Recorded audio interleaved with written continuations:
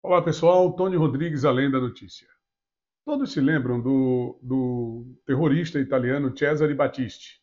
Ele ficou aqui no Brasil durante os anos de permanência do PT no poder e recebeu do presidente na época, Luiz Inácio Lula da Silva, autorização presidencial, é uma prerrogativa do presidente da República para permanecer no país, mesmo respondendo a um processo por terrorismo, por assassinatos na Itália.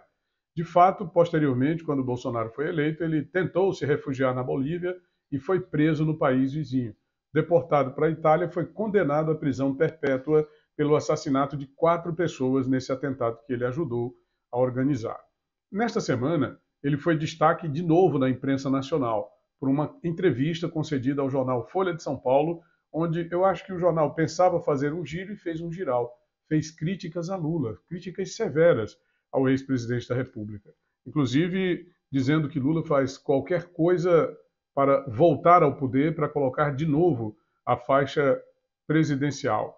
E que ele é detentor de um cinismo político na acepção mais vulgar do termo que se possa utilizar. Bom, o Cesare Batista afirma que tem algumas razões para fazer estas críticas.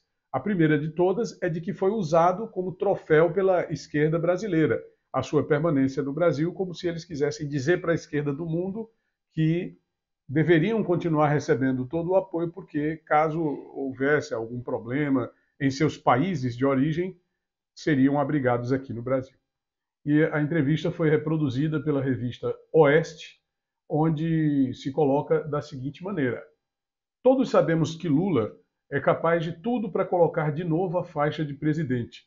O animal político que nunca se contradiz, mesmo dizendo as maiores contradições. Aconteceu também comigo de admirar seu cinismo político, no sentido vulgar do termo, e o extraordinário jogo de cintura, afirmou Batiste. Se Lula e o PT não tivessem comido tudo, não tivessem feito acordo com todo o lixo da política brasileira, o povo brasileiro não teria desistido para correr atrás de Bolsonaro. O italiano foi defendido no processo de extradição, né, quando a Itália apresentou o processo de extradição contra ele, pelo hoje ministro do Supremo Tribunal Federal, Luiz Roberto Barroso, que na época era advogado e posteriormente, bem pouco tempo depois, seria indicado para a vaga aberta no STF. O ministro hoje ministro não se pronuncia absolutamente sobre essas declarações. Mas o Lula já havia se pronunciado sobre a questão de ter concedido esse amparo presidencial ao Cesare Battisti. Ele disse que se arrependeu da sua decisão. E talvez tenha sido exatamente essa a razão pela qual o terrorista manifestou-se na Folha de São Paulo desta maneira. Essa entrevista ela foi realizada através de cartas, né? Cartas trocadas. O repórter e o terrorista. Ele na prisão e o repórter mandava as cartas, o pessoal do sistema prisional italiano verificava e devolvia a resposta para o jornalista da Folha de São Paulo. Bom, ele disse com muita firmeza nas suas declarações que hoje vê hipocrisia do PT e de Lula na proteção recebida durante os anos de Lula e Dilma no governo federal. Abre aspas de novo aqui para o Cesare Batista. Fui recebido não porque fosse declarado inocente, mas exatamente para deixar ser exibido como troféu de guerrilheiro às forças de esquerda do Brasil. Para eles, não interessava o inocente perseguido, mas o combatente da liberdade. Lula e seu partido me apoiaram por isso. De toda forma, não se dá refúgio apenas aos inocentes. Bom, na década de 70, isso é o que consta da acusação. Cesare Batista integrou o grupo Proletários Armados pelo Comunismo, responsável por 4 homicídios em menos de 2 anos no período. Todos os incidentes tiveram a participação direta ou indireta do terrorista acolhido tempos depois no Brasil.